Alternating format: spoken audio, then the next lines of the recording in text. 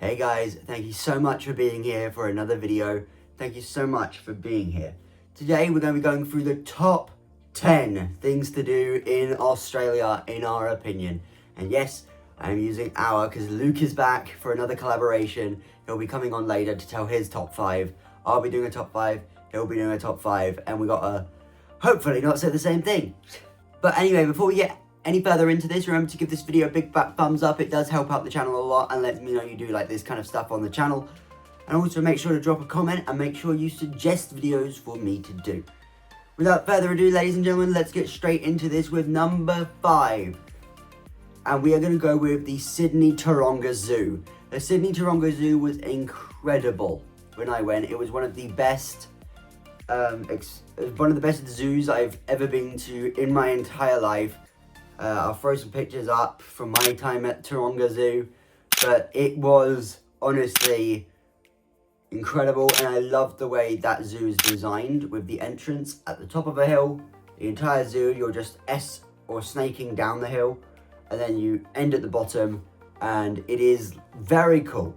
I think it's a very well designed zoo. The kangaroos and koalas, you can get quite close to them without being in the enclosure, and with the kangaroos you could just walk through the enclosure with them, and I really enjoy that about it. I just think that's really cool. And I love the fact you also have to take a ferry to get over there from Circular Quay in Sydney. So Sydney Taronga Zoo is going to be at my number 5, guys. I did like it. I unfortunately didn't vlog that day, but obviously I did take a heck of a lot of pictures. Coming in at number 4, we have the Sydney Harbour BridgeClimb. This was phenomenal when I did it. It was absolutely phenomenal, and I am so happy at the fact that this managed to come together so well. It is a little bit more on the expensive side, the Sydney Harbour Bridge Climb, but the views you get from the top of the Harbour Bridge are absolutely phenomenal. It's about a 90-minute climb in total. It's about 30 minutes of health and safety, and then a further 60 minutes of obviously going up and coming back down. As someone who loves these weird activities like bridge climbs or zip lines and stuff like that, this was absolutely a treat, and I really do enjoy it quite a bit. So yeah, the Sydney Bridge Climb, basically the way you get there, if you're looking for it, it isn't very obvious on where the entrance is. You basically have to go up one of the side roads near Circular Quay, and it will just take you up to it. There is signposts, so you shouldn't really get lost. But the signposts you can very obviously miss quite easily, so it's not always a bad thing. But now we're going to be talking about number 3. My number 3 thing to do in Australia is the Koala Sanctuary in Brisbane, Australia. So we're moving from Sydney to Brisbane for this one. This was one of my favourite days out of the entire Australia trip. The Brisbane Koala Sanctuary was one of the best days ever, even though I was only there for about 3 to 4 hours in total, because a lot of it was shut due to bad weather. It would be incredible when it was open.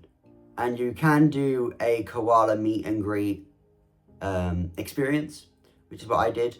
I met a koala named Hugo, and he was like the cutest thing ever. But that was kind of the experience I was having. It was obviously a really good, really cool experience to do that with a koala.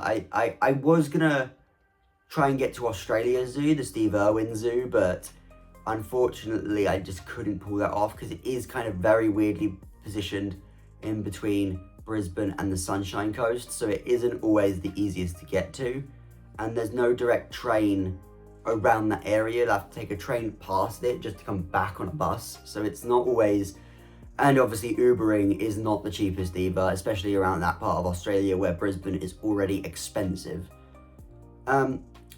Before we get any further, guys, into number 2 and number 1, Hopefully you're enjoying this video, and make sure to subscribe to both me and Luke in the comment section down below.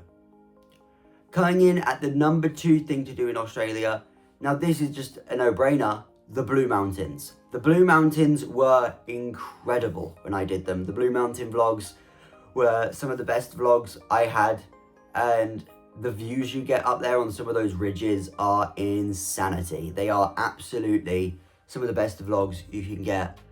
And it's about 2 hours from Sydney via a train. Now there's multiple stops you could get off the train on. I got off on the first stop, but I know Katoomba is one of the most popular spots because apparently that's the best views. Now if I did manage to successfully do a second trip in Australia, that's where I would have got off if I did the Blue Mountains again. Because there's basically 2 ridges that are walking past. There's the Southern Ridge and the Eastern Ridge.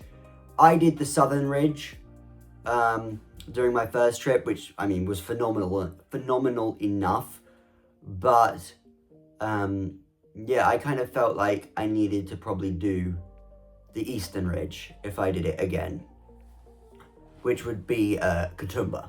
Katoomba is the stop on the train you would get off at for that. But the Blue Mountains are incredible, they are phenomenal, and it is some of the best stuff you can do. And now number 1, what is the best thing to do in Australia?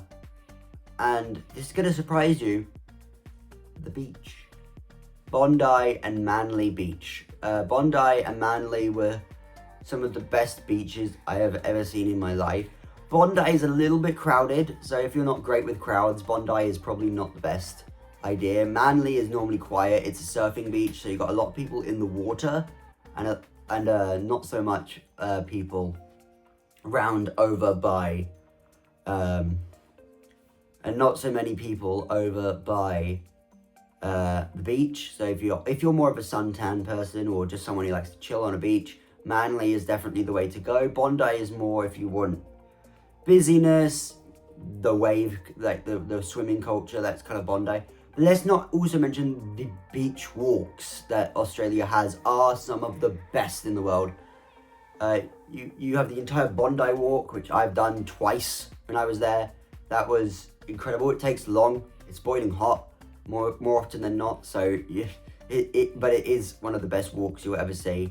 And then you also have the Manly to Harbour Bridge walk, which I never did, but was incredibly interested in doing.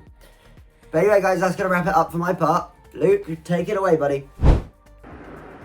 Okay, so my top places that I recommend visiting in Australia. Number 1, Ayers Rock or Uluru, or the Outback in general. I highly recommend this. One of my favourite things I've done in Australia. A lot of people don't bother going there because they think it's just a massive rock and just a desert, but personally it was one of my favourite experiences in Australia. Something about being so far from like everywhere is so cool. You can also do tours there where you like camp out, watch the sunset, have a barbecue, and they take you around the rock and stuff. Very, very cool experience, and one I would definitely recommend. Yeah, you can stay in a hostel as well, go to like Alice Springs, see the local area. There's loads of cool hikes and stuff as well to do there, so yeah, definitely recommend Uluru. Number 2 is the Great Barrier Reef. This is definitely something I recommend you do in Australia.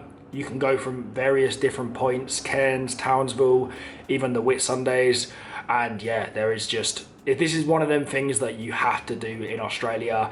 There's not many better places. You can snorkel or dive anywhere in the world, and yeah, like personally, we went to Green Island from Cairns, and this was one of the best experiences we had. We got to swim with turtles, which was so cool, like the whole day, chill on this amazing island, and then snorkel at your own pace in some of the best reefs in the world. We actually did it twice, a couple of years apart, and yeah, honestly, one of my favorite experiences in Australia. Probably the best tour I would say we did. I would highly recommend it. Do not miss the Great Barrier Reef off your list. Number 3, I've got crocodiles in Darwin. Now, the Northern Territory is famous for its crocodiles, and this was one of the coolest experiences ever. Basically, we got a boat up this river called the Adelaide River, and on that boat they hung meat on like a fishing rod, and then the crocodiles basically jumped out of the water and ate the meat. It was one of the most insane experiences ever. Being literally this close to a crocodile, which is like 5 meters long, was one of the most crazy experiences of my life. And the whole Northern Territory has so many cool tours. There's national parks like Kakadu and Litchfield. I went to Litchfield. So many cool hikes, waterfalls. You can swim like in the creeks and waterfalls as well. So a very cool experience. But yeah, definitely go for the crocodiles. You could do this in Queensland as well, but I think the Northern Territory was just the best place to do it.